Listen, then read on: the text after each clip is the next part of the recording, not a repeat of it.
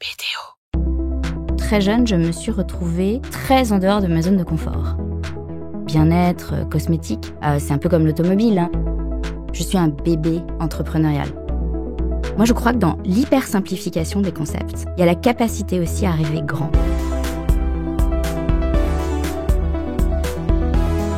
Bienvenue dans Coulisses de CEO, le podcast qui met à nu les dirigeants. Je suis Arnaud Naudan et dans chaque épisode, avec mes invités, on décrypte les challenges des leaders d'aujourd'hui et de demain. Bienvenue dans ce nouvel épisode de Coulisses de CEO. Aujourd'hui, j'ai le plaisir de vous présenter Sabrina Erlori-Rouget, la PDG dynamique d'Aromazone. Alors, Aromazone est un leader français en beauté et bien-être 100% naturel. Sabrina est diplômée d'HEC Paris en 2003, puis elle a tracé un chemin impressionnant dans l'industrie des cosmétiques. Avant de rejoindre Aromazone, elle a dirigé des marques telles que MAC Cosmétiques en France et géré l'Occitane en Europe. Salut Sabrina. Salut Arnaud. Écoute, je suis vraiment très heureux de t'avoir aujourd'hui, très honoré que tu aies trouvé le temps. On va parler de ton parcours, on va parler bien évidemment d'Aromazone, et puis ce qui m'intéresse dans ce podcast, c'est de comprendre un peu ta vision du leadership, ta vision de l'évolution de la société, essayer d'humaniser la fonction et que les auditeurs te connaissent un peu mieux. Donc écoute, est-ce que tu peux, dans un premier temps, te présenter, me dire d'où tu viens, et puis peut-être me décrire rapidement la première partie de ta vie? Alors, moi, j'ai 44 ans, 2 enfants en bas âge, je le dis parce que c'est quand même assez structurant pour pas mal de sujets dont on va se parler plus tard. Ils ont 6 ans et demi, c'est des jumeaux. J'ai un petit garçon et une petite fille. J'ai passé un peu par hasard, quasiment en fait toute ma vie dans la beauté. Tu l'as dit très bien, j'ai bossé assez longtemps et j'ai fait vraiment toutes mes classes chez l'Occitane. Et puis ensuite, je suis partie au sein du groupe Estée Lauder. Et la première partie de ma vie, puisque c'était ça ta question, donc moi je suis française, née à Paris, j'ai grandi en banlieue parisienne et ensuite j'ai fait ma prépa et mon école de commerce en France. J'ai eu la chance, très tôt, de rencontrer un patron très entrepreneurial qui avait sa boîte et qui m'a recrutée pour, à l'époque, prendre le grand export chez lui et l'Amérique latine. Et en fait, par hasard, j'ai commencé ma vie très loin. J'ai commencé ma vie en Amérique latine et je pense que ça a été probablement très formateur puisque très jeune, je me suis retrouvée très en dehors de ma zone de confort. Et ça définit, je crois, pas mal des choix qui m'ont motivée ensuite tout au long de ma vie professionnelle. T'étais où exactement ? J'étais basée à Paris, mais c'était une boîte, vraiment une des fondatrices du grand export sur la beauté. Donc, on avait des licences de parfums qu'on développait et qu'on commercialisait. Et moi, je m'occupais de toute la zone Amérique latine. Et donc, ma routine à moi, c'était d'être basée à Paris 3 semaines et de faire des tournées de 5 semaines. Donc, j'étais pas géographiquement basée en Amérique latine, mais enfin, c'était pas loin d'être tout comme, puisqu'il y a quasiment la moitié de mon année où j'étais en Amérique latine.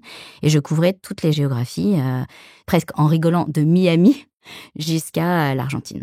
Tu disais que c'est finalement cette rencontre qui t'a fait tomber dans le secteur. Est-ce que c'était différent de ce que tu envisageais au départ ? Je veux dire, quand tu étais jeune étudiante, c'était quoi l'ambition ? J'avais pas une idée préconçue. J'étais pas très renseignée non plus, ni très entourée sur ce point. Donc, j'avais pas des espèces de marottes comme je veux absolument faire du conseil, ou je veux absolument faire de l'audit, ou je veux absolument faire de la finance.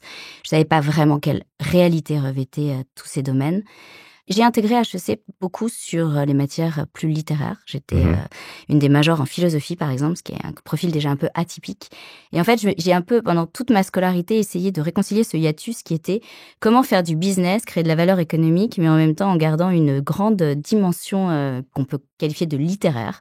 Et à un moment, j'en étais arrivée à la conclusion que le job parfait, ce serait planning strat dans la pub. Il se trouve que j'ai fait un stage dans cet univers qui m'a pas énormément convaincue, on dira. Et du coup, la vie a fait que les rencontres, je me suis retrouvée à faire complètement autre chose puisque j'ai commencé comme commerciale, en vérité, dans les cosmétiques. Et ce secteur, en fait, m'a plus jamais quittée. Suite à cette expérience en Amérique latine, en fait, la vie m'a amenée à New York, où je ne connaissais personne, où j'avais pas de réseau, de relais sur place. Et par hasard, j'ai trouvé une petite annonce sur Internet qui cherchait un responsable marketing pour l'Occitane en Provence. J'en souviendrai toute ma vie. Je me suis dit, mais c'est un truc de dingue, c'est pour moi, c'est une boîte française à New York. Peut-être que là, j'ai mes chances parce que en fait, je vois pas sinon trop comment je vais m'en sortir. J'ai postulé, ils m'ont donné ma chance et puis voilà. Après ces 18 mois-là, l'Occitane en interne m'a transférée en Angleterre. Et donc, j'ai commencé ma carrière chez L'Occitane, qui est donc ma deuxième partie de vie professionnelle après l'Amérique latine, en fait, aux États-Unis et en Angleterre. Ça, je pense que c'est assez intéressant parce que, sans l'avoir cherché, le démarrage de ma carrière a quand même été plutôt pas en France, en fait, dans des pays peut-être un tout petit peu plus audacieux quant aux responsabilités qu'on donne très tôt à des individus. Tu crois qu'il y a une différence là-dessus, si on creuse ce point-là, entre Écoute, la mentalité française, enfin européenne? déjà, il y a une différence de par la nature des entreprises dans lesquelles j'étais. Moi, qui était à l'époque, en tout cas, L'Occitane était encore une petite entreprise. Donc maintenant, enfin moi, j'ai connu L'Occitane à 250 millions, qui est devenu une boîte à 1,2 milliard cotée en bourse. Donc c'est vrai que c'était déjà la taille des entreprises dans lesquelles j'étais étaient des petites boîtes. Donc c'est très entrepreneurial, très itératif, très dans l'action.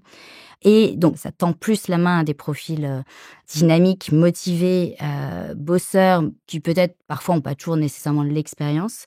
Et oui, je crois quand même qu'il y a une dimension qui est que peut-être de par la nature même du marché où les gens vont et viennent plus facilement, il y a plus de mobilité, plus de rapidité dans la mobilité d'une boîte à l'autre, etc. D'ailleurs, l'élément négatif de ça, c'est que c'est des pays, je pense, où la rétention est peut-être plus difficile qu'en France, des talents dans les organisations.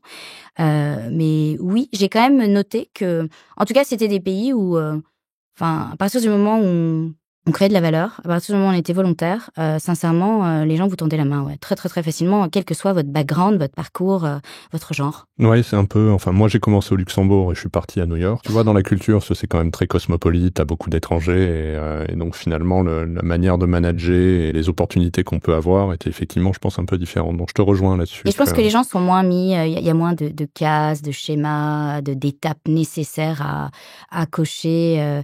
Il y a une culture quand même du dynamisme et de l'optimisme et de l'envie de faire et d'être audacieux.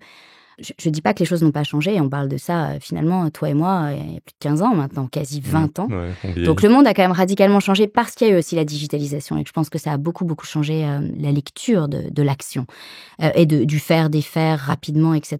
Mais en tout cas, à cette époque-là, avant les années 2010-2011, qui sont vraiment le départ pour moi, je trouve, du digital, ouais, ça a été... Enfin, c'était net, je pense que c'était quand même très clair. Donc, tu te retrouves à Londres? Ouais, je me retrouve à Londres. Fil. Donc 2007. là, tu es responsable. Moi, je suis responsable marketing chez L'Occitane et pas du tout core business.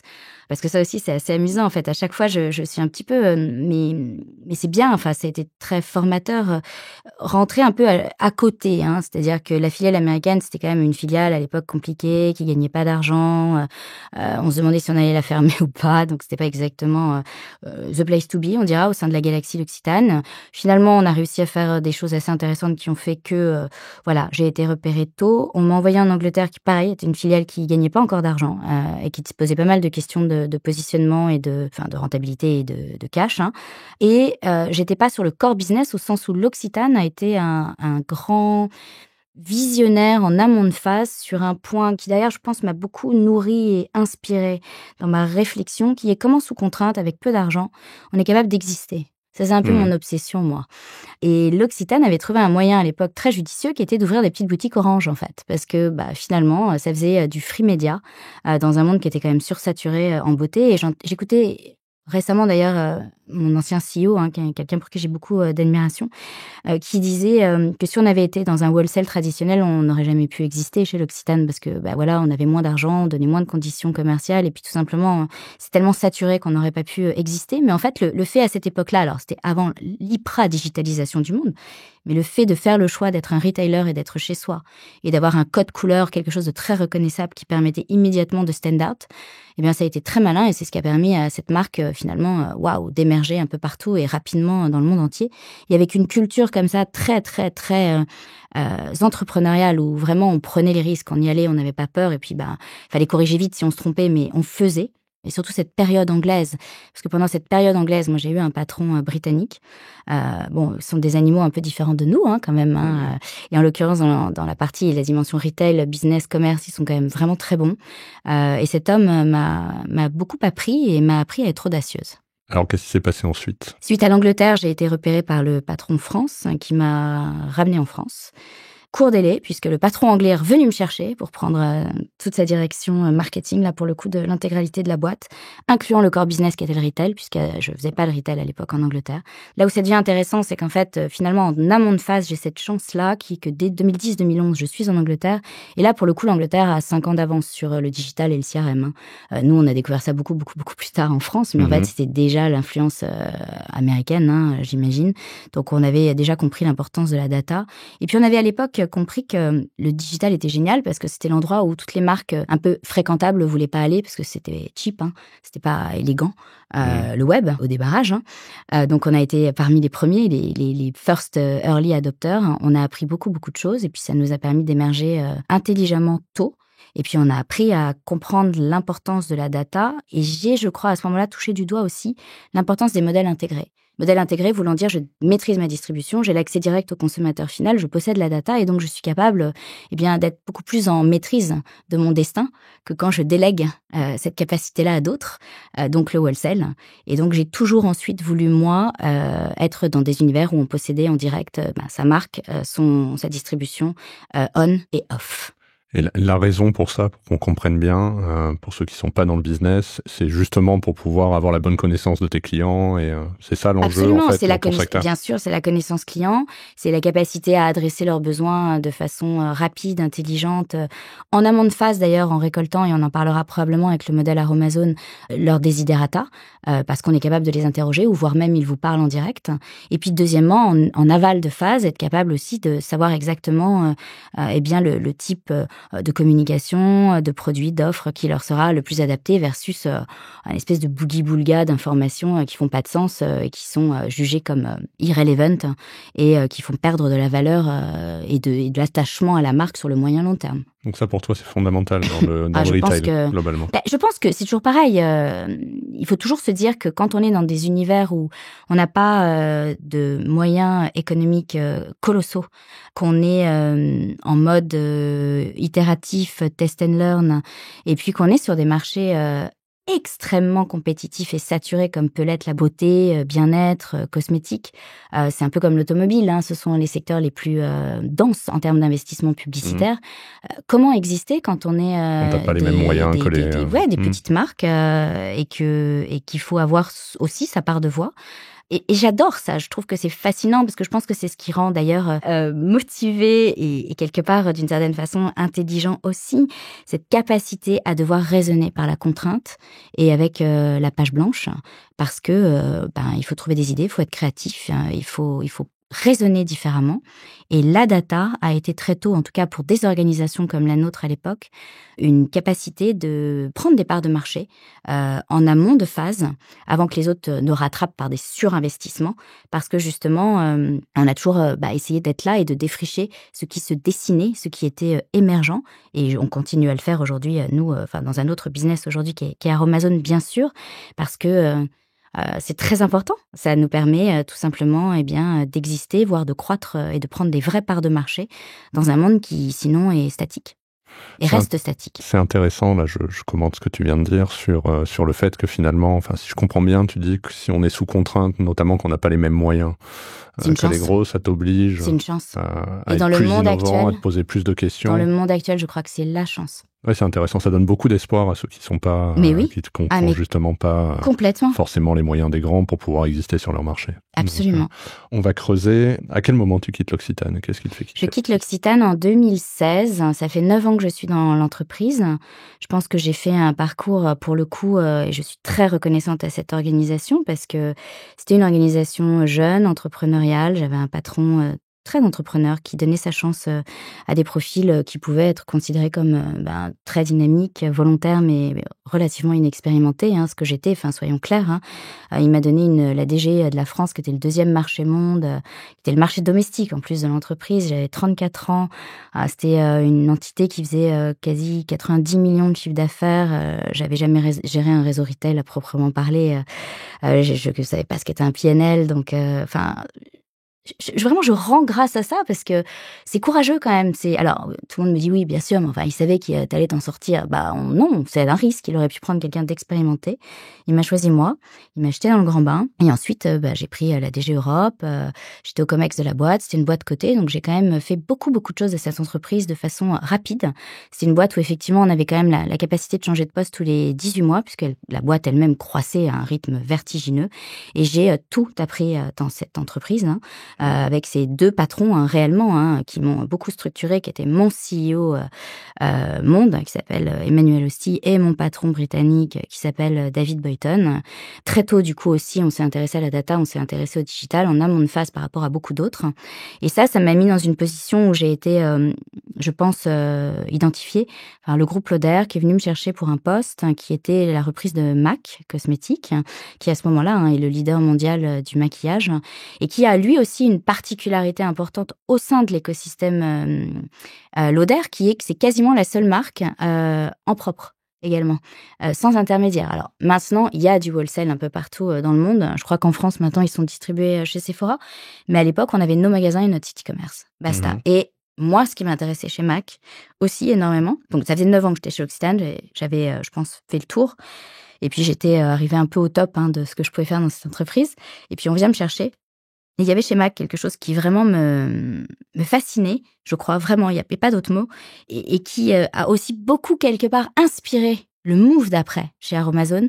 C'est que MAC, à l'époque, était considérée comme probablement la plus grande marque communautaire, en tout cas dans le monde de la beauté, au monde, qui était une marque de cooptation, de bouche à oreille, et qui était aussi une autre façon de recruter, de travailler la marque, son appétence, la satisfaction client, le buzz, et qui finalement était quelque part cette marque ignorait ça à ce moment-là et bien sûr l'a découvert après, mais c'était quelque part un peu les réseaux sociaux avant les réseaux sociaux en fait. C'était déjà une marque social avant l'explosion du social tel qu'on l'a connu dans nos métiers plus tard. Et ça, en plus du réseau intégré évidemment, de la possession de la data, je crois que c'est vraiment ce qui a fait que j'avais envie de comprendre les ressorts de ça et de voir comment moi aussi je pouvais alimenter et être créative par rapport à ces ressorts. Et ça a été pareil, une école extraordinaire sur le social justement pendant 3 ans. Et puis ce qui m'a permis en fait de façon, je dirais quelque part assez logique, presque. Il y a une espèce de cohérence assez dingue, en fait. Pas du tout. Là, c'est de la post-rationalisation, ce que je fais. Mais en réalité, Aromazone, c'est un peu l'aboutissement vraiment réel de ce modèle intégré, ce modèle très data, ce modèle très communautaire de L'Occitane plus MAC, avec beaucoup plus d'éléments supplémentaires. Je pense que l'élément vraiment majeur, c'est l'impact, l'utilité. On en parlera. Moi, je crois que ce qui me motive beaucoup à ce moment-là, c'est que j'ai envie de faire des trucs aussi très utiles et de me sentir utile. Et puis, j'adore ce que j'ai jamais connu avant, finalement, et ce qu'a Aromazone, ce qui en fait un ovni aujourd'hui, c'est le côté bottom-up et pas top-down dans l'approche, qui est l'écoute active de la communauté. Et en fait, on peut parler quasiment de co-création de la marque avec la communauté, au sens où en écoutant de façon continue les desiderata de la communauté, et ça on pourra en parler d'un point de vue concret, comment ça marche, etc. Et bien en fait, on est une entreprise où quasiment tout ce que l'on fait est déjà, on peut presque dire, prévendu, dérisqué, parce qu'il est demandé par un socle de consommateurs suffisamment large pour qu'économiquement les risques soient très maîtrisés. Et ça, je pense que c'est un espèce d'aboutissement de modèle économique qui est dinguissime en fait, et qui existe assez peu. Donc au moment où tu arrives chez Aromazone, peut-être préalablement, qu'est-ce qui t'a fait quitter MAC? Qu'est-ce qui t'a plu dans le projet? Et finalement, les fondateurs d'Aromazone, qu'est-ce qu'ils sont venus chercher chez toi? Alors, il y a plein de questions là. La première question, moi, à ce moment-là, je crois que pour le coup, je suis dans une grosse corpo, dans une marque extraordinaire, dans une entreprise extraordinaire. Mais en fait, j'ai quand même la bougeotte parce que j'ai quand même été élevée dans un monde entrepreneurial. Je suis un bébé entrepreneurial. Certes, dans des organisations, mais j'ai démarré auprès d'un entrepreneur. Ensuite, je vais chez L'Occitane pendant 9 ans. Donc, moi, j'ai besoin que ça aille très, très vite et j'ai besoin d'impact. Donc, je pense que je commence à me dire, le move d'après, il faut qu'il soit probablement dans une organisation très entrepreneuriale. Deuxièmement, je suis à ce moment-là dans un espèce de hiatus personnel très fort qui est que je découvre l'engagement. Je suis très engagée associativement. dans plusieurs assos, 3 en particulier, une sur l'éducation des filles au Cambodge, parce que tout ça, c'est des rencontres, hein, avec Tina Kiefer chez Toutes à l'école, 2 auprès de Rada Hatem pour la Maison des femmes de Saint-Denis et 3 auprès d'Anne-Cécile Melfert pour la Fondation des femmes. Moi, j'ai un rôle très clair et précis au sein de ces organisations-là. Je suis au board et j'organise ou je participe très, très, très activement à la levée de fonds. Parce qu'en gros, moi, c'est ce que je sais faire, hein. Enfin, je m'improvise pas sur autre chose, hein. De la levée de fonds et de la mise en relation. Et donc, je me dis, je prends quand même énormément de plaisir au monde associatif et je me dis comment j'arrive à réconcilier du business, parce que je prends aussi énormément de plaisir à créer de la valeur économique, hein. N'ayons pas peur des mots. J'aime le business. Et en même temps, j'ai quand même envie d'impact, mais d'impact sociétal à grande échelle. Et je me dis, waouh, bon, c'est sympa, mais j'y terre, hein. Tu vois, ça met du temps, hein, quand même, hein. Ça met beaucoup, beaucoup de mois de me dire à quel endroit ça peut exister. Et on vient me chercher, par hasard, un chasseur vient me chercher en amont de phase pour donc cette entreprise qui s'appelle Aromazone, qui rentre en due deal pour une vente, puisque la famille souhaite vendre l'entreprise. Et je te fais grâce des différentes étapes, puisqu'il y en a eu 50 000. C'est vraiment une histoire avec des rebondissements dans tous les sens, qui est d'ailleurs formidable, parce que les gens se disent « Ah ouais, c'est facile, oh là là, ce truc-là, ch'ting-ch'tang, les étapes s'enchaînent. » Mais en fait, pas du tout, hein. C'est 1 an de... je pars avec un fonds au début qui passe pas le premier tour, ensuite je dois me repositionner. J'ai la chance de choisir le bon fonds, mais c'est une rencontre. Puis ensuite, on est 10 senior advisors, puis à la fin, il y en a qu'un, puis il faut pitcher au board, on investit, puis ensuite, il y a une chasse qui est relancée. Enfin, le truc dure 1 an, hein. C'est pas, tu vois, c'est pas un truc facile, easy, pas du tout. Et c'est quelque chose qui me demande aussi beaucoup d'intensité, moi, de motivation et puis de concentration pendant un temps assez long. Mais surtout, moi, je me dis, une entreprise comme Aromazone, moi, je pense que c'est, et je reste à ma place, mais pour moi, c'est l'entreprise de notre génération, c'est la boîte de ma génération sur la beauté. À ce moment-là, j'en ai la conviction, en tout cas, j'en suis sûre. Donc ça, je peux pas le rater. Enfin, ça se présente, je vais me battre jusqu'au bout pour l'intégrer. Et puis deuxièmement, ce qui me plaît, c'est que c'est une marque très utile, au sens où elle démocratise un mode de vie au naturel. Ça veut dire quoi, démocratiser ? Les gens parlent toujours d'inclusivité, mais moi, ça me fait marrer parce que la première inclusivité, elle est quand même économique. À partir du moment où tu peux pas te payer un produit, enfin d'ailleurs on l'a vu dans le bio, hein, tu vois, l'alimentaire bio, bah, c'est super, mais c'est devenu un produit de riche. Donc en fait, les gens ils sont tous retournés dans du pas bio, quoi. Hein. Donc moi, cette mission de me dire qu'on va donner le meilleur, le mieux sourcé, le 100% naturel, si possible bio, avec les meilleurs actifs, la meilleure concentration, au plus grand nombre, parce que le modèle économique nous permet d'avoir un prix qui fait qu'en fait, on est accessible à tous. Et que surtout, en plus, on ne crée pas des produits qui ne servent à rien et qui ne résolvent aucun problème, mais on ne crée que des produits utiles. Parce que ce côté bottom-up, c'est quoi ? C'est des gens qui nous font part de leurs problèmes et qui veulent des solutions concrètes à des problèmes concrets qui existent, pas qu'on invente. Donc je me dis, c'est une boîte utile, démocratique, c'est une boîte où la qualité est exceptionnelle, et en plus, c'est une boîte qui est en amont de phase sur l'écologie. Il n'y a pas de surpack, il y a déjà du vrac dans les magasins, et il y a déjà des éco-recharges. Et en fait, maintenant, le sujet, c'est comment on accélère encore plus ces éléments-là. Donc, je me dis, c'est quand même, en ce qui me concerne, moi, à ce moment-là, je me dis, c'est même presque un signe de la vie, de cette quête que tu as de vouloir réconcilier de l'engagement sociétal, de l'engagement citoyen, essayer de faire mieux les choses, et en même temps, quand même, faire du business. Et en plus, faire du business dans un contexte qui, là, pour le coup, prend une autre dimension, parce que quand tu rentres en LBO avec un fonds, là, c'est vraiment du business, quoi. Hein. Ça a l'air d'avoir coché pas mal de cases. Les ingrédients ont l'air d'être quand même sacrément réunis, donc je vais me battre. Ouais, sacrée opportunité. Je vais essayer d'y aller. Et je ne regrette pas une seule seconde. Est-ce que tu peux nous en dire plus sur réellement, quelle est la mission d'Aromazone ? Alors, Aromazone naît au tournant des années 2000. C'est un forum, c'est un blog créé par 2 sœurs absolument géniales, brillantes, auxquelles je rends hommage, qui sont passionnées d'huiles essentielles au démarrage. C'est des filles qui connaissent les plantes, qui sont ingénieurs chimistes, passionnées par finalement la façon dont les huiles essentielles résolvent depuis la nuit des temps énormément de problématiques, bien-être, beauté. Puis elles sont aussi tellement érudites en la matière qu'elles connaissent aussi les synergies. Donc elles lancent un blog juste sur leur temps mort pour partager leur passion, comme c'était le cas d'ailleurs énormément au démarrage des blogs, des forums, etc. Elles ont rapidement une communauté assez énorme qui s'agrège, qui se coopte et qui les remercie. Et ça, c'est très important. Je te raconte cette étape parce qu'en fait, là, il y a dans la mission d'Aromazone la mission aussi de pédagogie et de transmission de savoir. La boîte, elle démarre par du savoir scientifique. qu'on transmet au plus grand nombre.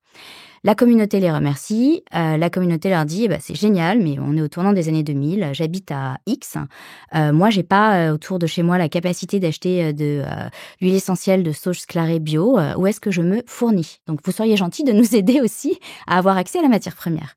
Là, les filles se disent, mais en fait, au bout de la 10 millième itération, on a un business, quoi. Les gens veulent qu'on devienne un site e-commerce. Elles lancent un site e-commerce. Ça démarre par les huiles essentielles, donc, qui est leur vraie spécificité de départ. Puis petit à petit, les huiles essentielles, pour les utiliser, il faut de la diffusion, il faut des huiles végétales. Petit à petit, on leur demande d'autres ingrédients. Le catalogue s'étoffe. Petit à petit, avec tous ces ingrédients, on leur dit qu'est-ce qu'on peut faire avec tous ces ingrédients. On va créer des remèdes qui deviennent des recettes, qui finalement devient le DIY. Elles sont quasiment les fondatrices de la verticale DIY en France, véritablement. Do it yourself. Oui, do it yourself, pardon, à chaque fois je me fais discuter en plus de ne pas le dire, du fait maison. Et puis petit à petit, cette communauté, toujours appétante au fur et à mesure, finit par demander même des magasins physiques. Là, on est au tournant 2012-2013. Le premier magasin ouvre à Odéon en 2014. Et je te raconte tout ça parce qu'en fait, dans tout ça, et si on est fidèle à tout ça, il y a exactement ce qu'est Aromazone. Aromazone, c'est du bottom-up. C'est l'écoute active d'une communauté très engagée, qui ne ment pas par définition, puisque c'est toi, moi, c'est des gens, des vrais gens du quotidien, qui ont des vraies vies, avec des vraies problématiques, du temps, pas du temps, des coups durs, qui un jour changent d'ailleurs de vie, parce qu'un jour, elles faisaient du do-it-yourself, du fait maison, puis un jour, elles ont 2 enfants et un job, elles peuvent plus, donc elles veulent autre chose, etc., etc. Et en fait, nous, notre job, c'est d'écouter vraiment de façon très diligente tous ces retours consommateurs, de les agréger et d'être capable d'y répondre concrètement, mais sur tous les points de contact de la marque. Évidemment, l'innovation produit, mais également les ouvertures de magasins. Tu vois, les gens me disent, c'est quoi votre plan d'ouverture? Évidemment, maintenant, on se structure parce qu'on ne peut pas ne pas être structuré. Mais j'ai pas pris la France, on n'a pas fait un mapping en se disant, c'est là où il faut être. Nous, on va là où la communauté veut qu'on ouvre des boutiques. Mais c'est extraordinaire parce que du coup, quand on ouvre un magasin, il fonctionne. Ouais. Parce qu'en fait, on n'a pas décidé d'aller à un endroit où personne nous connaît. Quelque part, on est préattendu partout. Pareil quand un produit est lancé. Il est déjà, d'ailleurs, c'est d'ailleurs un autre sujet, parce qu'on a beaucoup d'engouement en ce moment, donc c'est vrai que nos produits sont rapidement out of stock.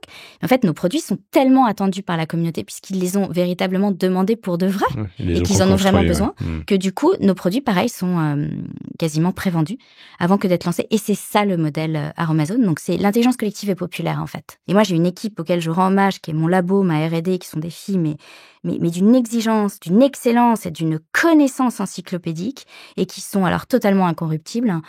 On ne déroge pas à la charte de formulation Aromazone. C'est la meilleure traçabilité, le meilleur terroir, la meilleure concentration, les conservateurs qui sont les moins abrasifs, voire les plus doux possibles pour la peau. Tout ça en 100% naturel, bio quand c'est possible. On a plus de 60% de notre catalogue produit qui est bio aujourd'hui.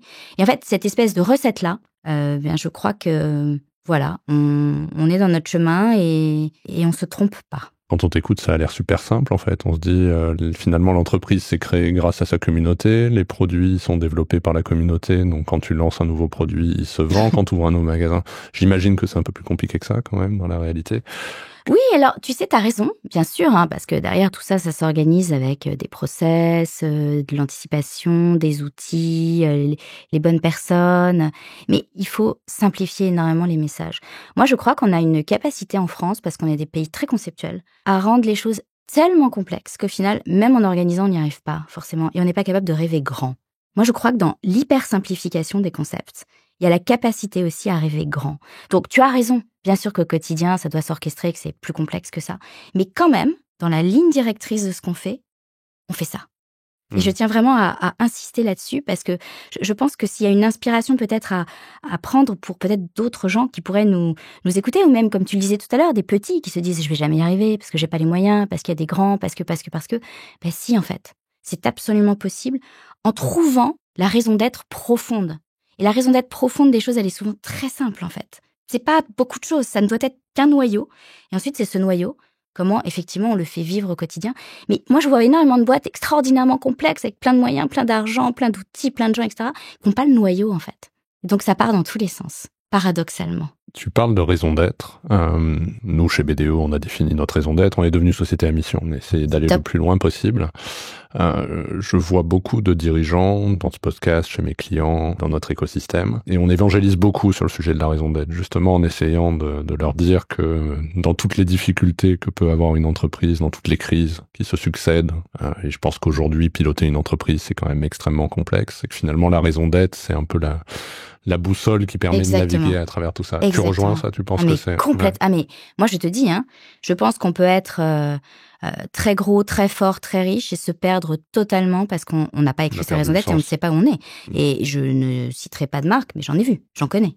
Qui se perdent. Mais bien sûr, qui ont beau avoir tout possédé et qui ne sont plus capables de ne pas se faire quelque part grignoter ou voire manger, avaler par d'autres et des plus petits. Tu as évoqué le sujet de la transition écologique, de la durabilité. Où est-ce que vous en êtes là-dessus? On a énormément de travail, comme tout le monde. Après, on a la chance d'être nativement RSE. L'entreprise, et ça je peux très librement en parler, puisque alors, c'est vraiment pas ma décision, puisque moi j'ai hérité de ça, mais c'est un élément de discipline extraordinaire, qui est que chaque chose que nous faisons doit être le plus responsable possible, nativement.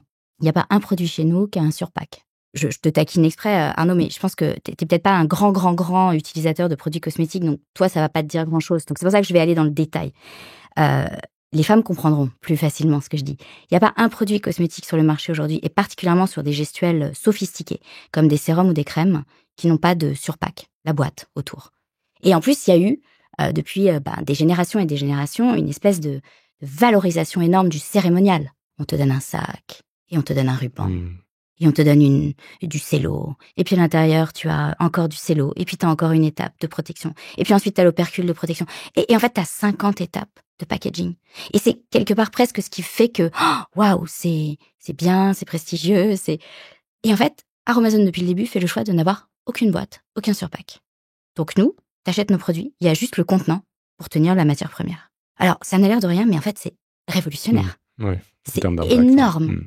En termes d'impact par an, on l'a jamais quantifié puisqu'on n'a pas d'historique, puisqu'on n'a jamais eu de pack. Mais si un jour on s'amusait, quand on aura le temps, on a vraiment d'autres choses à faire, mais si un jour on s'amusait à mesurer l'impact qui a été évité par ça, mais ce serait colossal. Et en fait, et j'ai envie de te dire presque en rigolant, si on obligeait toutes les marques à faire ça, mais l'impact serait colossal. Donc ça, c'est le premier élément. Ensuite, tu as ce contenant qui contient la matière première, alors que ce soit de la matière première brute, non transformée ou de la formulation de nos laboratoires.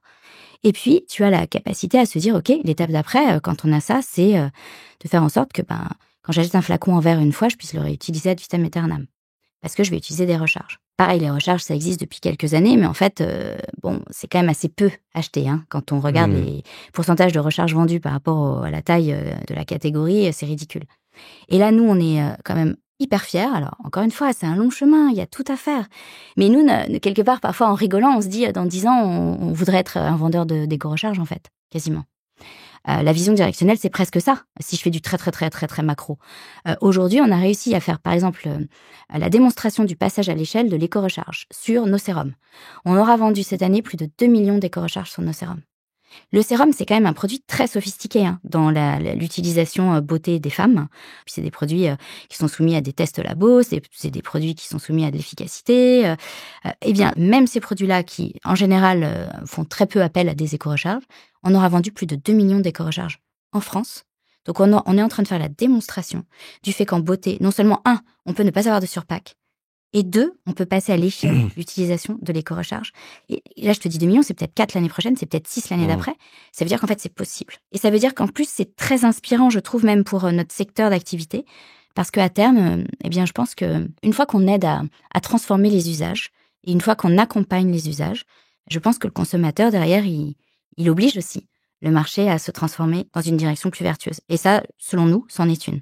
Je suis d'accord avec toi. Je pense qu'on en parle beaucoup, nous, avec des clients qui sont sur des industries à fort impact écologique. Et effectivement, c'est bottom-up comme approche. En fait, tu démontres mais pour mettre que le secteur des cosmétiques mais pour mettre la peut se pression, il faut que ça marche. Il faut qu'il l'ait déjà essayé et qu'il voit que ça fonctionne. Et en fait, c'est là, je crois, où on est content, c'est qu'on a réussi à aider, à faciliter l'usage. Une fois que l'usage est installé, derrière la pression peut commencer. Quelle est la prochaine étape pour Aromazone? Où est-ce que tu veux l'emmener, la société? Quels sont les objectifs? Nous, notre conviction, c'est que... Parce que tu me disais que là, la trajectoire était elle est très bonne. Oui, elle est très soutenue, en effet. On est plutôt très plébiscité. Parce que moi, j'adore cette question aussi de qui sont vos consommateurs? Nous, c'est tout le monde. On a tous été un peu élevés aux cibles, hein. Moi, je me souviens de mes cours à l'école ou après, dans parfois quelques conversations que j'ai pu avoir professionnellement, il y a des cibles, hein. À Aromazone, il n'y a pas de cible. D'ailleurs, tu te promènes dans un magasin Aromazone, tu regardes les gens, c'est toutes les couleurs de peau, tous les âges, toutes les CSP, des gens de partout. On a de plus en plus même d'internationaux. Et même, je termine par ça parce que je trouve ça rigolo. Tu vois, pour un métier comme la beauté et le bien-être, on a une part d'hommes qui est énorme. On est quasiment à 20% d'hommes. Ça, on le sait grâce à notre fichier client, justement, par rapport à la data, quand on disait que ça rend plus intelligent aussi. Ce qui est énorme dans notre métier. Donc, on a vraiment, je dirais, une espèce d'échantillon très intéressant de la population française. Donc, où est-ce qu'on veut amener Aromazone? Je pense que nous, notre conviction, c'est que cette démocratisation, elle est en marche, elle ne fait que démarrer. Nous, on veut rentrer dans tous les foyers français. Et puis, on voit qu'on commence à être pas mal plébiscité à l'international. On le sait parce qu'on est digital native, donc en fait, on a toujours expédié à l'international et on voit aujourd'hui ces parts d'expédition internationale qui frétillent de plus en plus fortement. Tu vois, je te le dis avec énormément de modestie parce qu'on ne sait même pas comment c'est possible. Notre site, il est franco-français, il n'est même pas traduit aujourd'hui. Notre 6e géographie, c'est la Chine. Notre 7e géographie, c'est les Émirats arabes unis. Enfin, on ne sait même pas comment ils nous ont découvert, ces gens-là. Moi, toutes les semaines, je suis sollicitée par des propositions de partenariat de joint venture, etc., pour ouvrir les États-Unis, le Moyen-Orient, le Mexique, la Chine, etc. Bon, évidemment, on n'est pas du tout prêt à faire ça. Prêt, ouais. Et c'est pas du tout maintenant. Mais c'est pour te dire que, en fait, où est-ce qu'elle peut aller, cette marque? Et je te dis pas que ce sera moi, nécessairement. Je te dis pas que ce sera demain, nécessairement. Cette entreprise, elle ira partout. Et elle rentrera dans tous les foyers partout. Enfin, je vois pas comment c'est possible autrement. Non, mais c'est une réponse peut-être que tu vas trouver naïve, mais c'est ma conviction profonde, en tout cas. Ambitieuse. C'est ma conviction profonde. Tu te qualifierais d'ambitieuse. Ah oui. Mais c'était voulu d'entrée. Bon, je sais pas. Tu vois, ce mot, il faut le dédramatiser. Ouais, c'est pour ça que je te pose la question. Mais carrément, mais moi, je le dis, moi, je suis ambitieuse. Et ambition, ça veut juste dire se donner les moyens de réaliser son potentiel. Point. Enfin, parce qu'en France, c'est encore mal vu. Mais justement, enfin, il est temps de dire que les gens doivent changer de logiciel. À quel moment on empêche les gens de réaliser leur potentiel? Et à quel moment les gens n'ont pas envie d'être exigeants par rapport à leur potentiel? Alors, il y en a probablement, et grand bien leur face, mais c'est pas pour autant que ceux qui veulent progresser, grandir, apprendre, avoir de l'impact, n'ont pas le droit d'essayer de le faire. Donc moi, je considère que l'ambition, c'est juste ça, c'est pas plus que ça. Et j'ai donc toujours, effectivement, essayé de progresser, de grandir, d'apprendre et puis de faire les choses du mieux possible. Et j'ai toujours pris chaque responsabilité qui m'était donnée comme quelque chose de très important, dont je devais être à la hauteur. Exigeante envers toi-même? Très, ouais. Et puis pas que par rapport à moi. Avec les autres aussi. Mais bien sûr. Tu penses que c'est une caractéristique des dirigeants, ça? Je pense que... C'est une nécessité. Ah oui, je pense que c'est une nécessité. Je pense que, d'ailleurs, c'est du respect. Tous les gens que j'ai pu croiser dans ma vie avec lesquels on arrêtait d'être exigeants, c'était ceux sur lesquels on avait déjà tiré un trait. Voilà ma conviction. Quand on aime les gens, quand on croit en eux, quand on les respecte, on est exigeant. Là aussi, quand je t'écoute et par rapport à ton parcours et les différentes étapes, tu as beaucoup parlé d'engagement, à la fois celui que tu incarnes maintenant pour Aromazone, mais tu disais même ton engagement a commencé plus personnel que professionnel. Je m'étais noté de te poser la question, quels sont tes combats en dehors, j'en ai déjà un peu parlé. Alors avec ce que tu viens de me dire, je pense que ce sera facile. Donc tu disais, t'es dans beaucoup d'associations et tout tourne autour de la position de la femme. Oui, alors ça c'est drôle parce qu'effectivement, je sais pas comment l'analyser, je sais pas si c'est psychanalytique peut-être. En tout cas, ça n'a pas été voulu. Je suis une vraie, alors j'enfonce des portes ouvertes là, mais la beauté, la poésie, la magie de la vie, c'est les rencontres. Hein. C'est un moment tombé amoureux, fou de quelqu'un, de son travail, de son projet. Moi, ces 3 femmes-là, je leur rends hommage parce que je les trouve juste très très supérieures à la normale, quoi. Enfin, elles sont à part. Elles ont fait des choses absolument remarquables et à partir du moment où elles m'ont demandé de les accompagner, je pouvais pas rester sur un strapontin, quoi. C'était pas un combat à la base, c'est parce que tu as fait ces rencontres-là que tu t'es engagée. Et c'est pour ça que je trouve que c'est bien de le dire comme ça aussi, parce que tout le monde, du coup, peut le faire, parce que tout le monde peut tomber amoureux. J'aimerais qu'on en parle de ça, parce que j'ai ce questionnement moi-même, titre personnel, et puis avec BDO. Et donc, on accompagne, on fait pas mal de causes, hein, et sur beaucoup de sujets qui sont différents. Tu vois, je disais qu'on soutenait Hope. l'association Hope et Annabelle Bourran. On fait d'autres actions sur l'environnement. Voilà. Et en fait, parfois, on m'a reproché que on aille un petit peu partout, qu'il n'y ait pas forcément de stratégie, qu'on n'ait pas choisi un domaine. Et effectivement, la raison pour laquelle on l'a fait comme ça, c'est que c'est finalement les rencontres et que tu rencontres une personne qui te présente son projet, son combat, tu trouves ça intéressant et donc t'accompagnes. Mais parfois, on pourrait me le reprocher. Bien donc, sûr. tu vois, je le souligne. Mais alors, c'est normal parce que toi, t'es à la fois l'homme et la boîte. Là, moi, il y a une vraie dichotomie entre mon entreprise et les engagements de mon entreprise qui sont pour le coup, on s'en est parlé, hein, très sur la durabilité et la démocratisation. Et l'inclusivité, hein, par la qualité et le rapport, le très fort et très bon rapport qualité-prix. Et ensuite, il y a moi en tant qu'individu. C'est pas exactement la même chose. Aromazone ne soutient aucune de ces 3 associations, si ce n'est que si on donne des produits de soutien pour la Maison des Femmes de Marseille, parce que c'est sur notre territoire du Sud, puisque nous, on a une entreprise vauclusienne. Voilà, donc c'est la première dichotomie quand même qu'il faut bien faire par rapport à toi et moi, hein, en vérité. Ce qui est très important, c'est de trouver des gens qui font et qui font des choses qui ont de l'impact. Et si cet impact-là, il est suffisant et qu'il te satisfait, de toute façon, toute personne qui se bouge pour changer les choses mérite d'être soutenue. Donc moi, ça me va très bien. Hein. Comment, tu as dit, tu as des enfants en bas âge. Oui. Tu as eu un parcours à l'international, j'imagine, extrêmement occupé. Oui. Tu t'es beaucoup engagé dans tes différentes fonctions, j'imagine, pour en arriver là où tu es aujourd'hui. Comment tu gères ton équilibre? Est-ce que tu as un équilibre vie pro, vie perso? Non. Est-ce que tu penses que c'est réaliste pour un dirigeant? Non. Alors, je sais que c'est pas la bonne réponse, mais je sais pas si on peut parler d'équilibre. Enfin, sincèrement, je laisse pas les choses derrière moi. C'est-à-dire, je rentre pas chez moi j'éteins pas mon ordinateur sans penser à mon travail. Et je prends pas mon train pour aller dans le Vaucluse le dimanche soir sans penser à mes enfants. Enfin, non mais c'est débile comme réponse, mais tout démarre là. Enfin, c'est-à-dire que tout est dans tout. Hein. Donc ça c'est très important. Mes meilleures idées, je vais les avoir parfois pas du tout dans le cadre de ma journée de travail traditionnelle ou en Zoom avec mes équipes. Donc ça déjà, je pense que c'est quelque chose qu'il faut démystifier. C'est-à-dire que je trouve ça formidable s'il y a des gens qui arrivent à compartimenter, mais moi, absolument pas.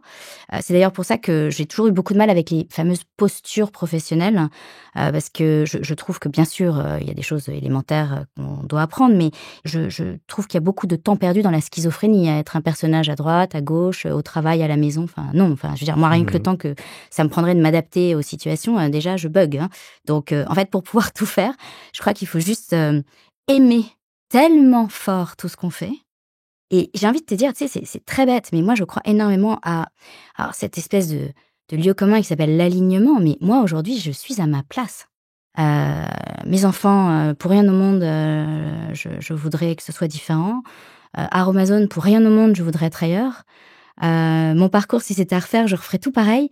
Je pense qu'il n'y a pas de moment où j'ai été tellement à côté que je pas en phase, et je crois qu'être en phase, être aligné, être bien dans sa vie, même si c'est éreintant, te donne une force psychique et une énergie qui te permet de faire même des trucs qui, en fait, ne rentrent pas dans une journée normale. Moi, je passe ma vie à faire rentrer des carrés dans des ronds, quoi.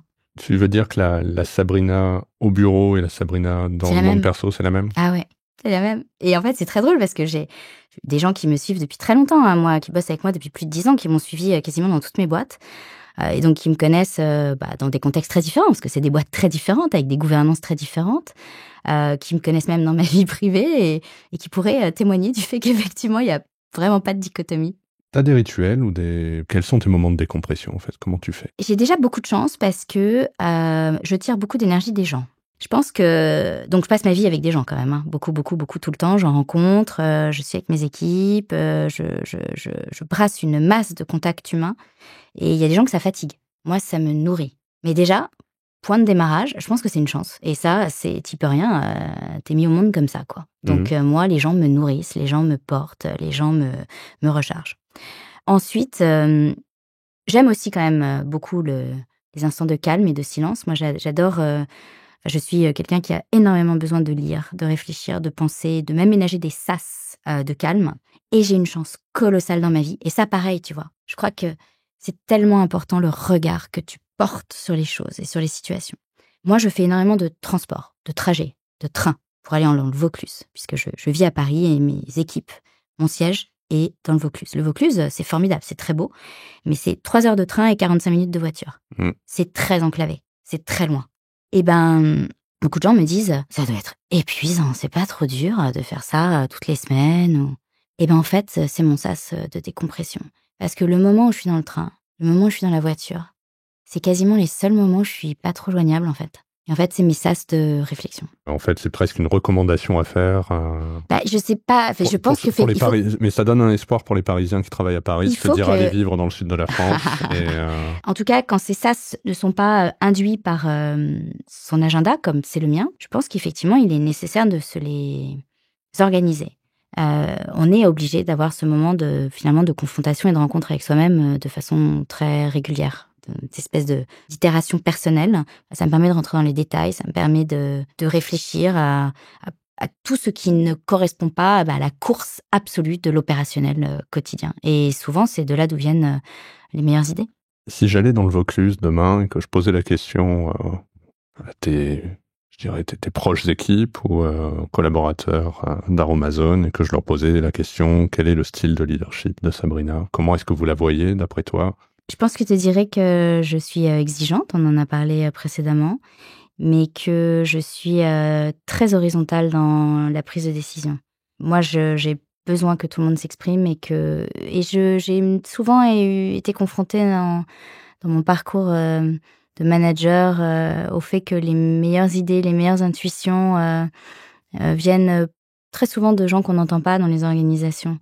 Donc moi, je prête énormément d'importance à tout le monde. J'essaie de passer justement du temps avec tout le monde, même avec des fonctions qui ne me reportent pas directement, parce que je pense que c'est ce qui permet, de continuer à relativement connaître son entreprise, même si on n'est pas au quotidien tout le temps avec tout le monde partout. Surtout que nous, on est vraiment sur beaucoup de sites. Il y a Cabrières d'Avignon, il y a Châteauneuf-de-Gadagne qui est le centre d'expédition. C'est 2,6 millions de colis qui partent de Châteauneuf-de-Gadagne, donc c'est un gros centre d'expédition. Tout le digital, il est à Aix-en-Provence. On a également des équipes digitales qui sont à Marseille. On a nos équipes retail, merchandising et expérience client qui sont à Paris. Tu vois, on est un peu partout. Donc en fait, c'est très important pour moi de passer du temps avec un peu tout le monde, tous les services, et d'écouter et de laisser une part de voix très forte. Donc je pense qu'il dirait que je suis exigeante, mais très démocratique justement, dans la façon dont la gouvernance s'opère. Tu vas dans les magasins, tu passes du temps. Ah oui, évidemment. Parce que j'ai fait un épisode avec le CEO de Bash. Ouais. Lui, il me disait passer une journée par semaine. Et si on devait donner un chiffre, ce serait autour d'une demi-journée par semaine sur le terrain. C'est fondamental. Ouais. Ah, mais c'est fondamental. Ouais. Mais nous, en fait, nos communautés nous parlent de façon proactive et où on les sollicite, en fait. Donc, ils nous parlent sur le site, ils nous parlent sur les réseaux sociaux. Mais quand je te dis ils nous parlent sur les réseaux sociaux, enfin, nous, on a des très gros réseaux sociaux. On est la première marque en France en beauté sur TikTok, avec 41 millions d'itérations avec le hashtag. On a un très gros site Instagram. On a autour de 350 000, je crois, followers. Les gens nous parlent par message privé. Ils nous parlent sur nos posts.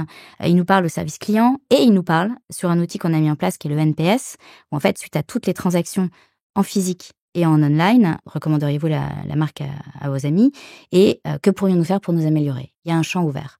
Ce champ ouvert fait l'objet par rapport au volume que nous représentons par semaine, qui est colossal, c'est 10% des gens qui prennent la peine de répondre, et d'ailleurs on leur est très reconnaissant, et ça fait des milliers de lignes de verbatim hebdomadaires. Il faut savoir que d'ailleurs, c'est comme ça que moi, j'ai pu rentrer dans l'entreprise véritablement, et je pense la vivre de façon même, je dirais, physique. C'est que maintenant, on va passer à des outils d'IA parce qu'il y a trop d'itérations et on n'arrive plus à le faire nous-mêmes, manuellement. Mais moi, je lisais 4500 lignes de verbatim hebdomadaires. Je prenais 4 heures le week-end pour les lire parce que ça, c'est la vérité. C'est le pouls de la marque, de sa désirabilité, de ses problèmes, des signaux faibles qui peuvent devenir des signaux forts. Et mon rôle, c'est d'être là. Et s'il y a un truc fondamental, c'est ça. Donc oui, il y a le temps que je passe en boutique. Parce que, pourquoi la boutique? Parce qu'en fait, c'est le réel.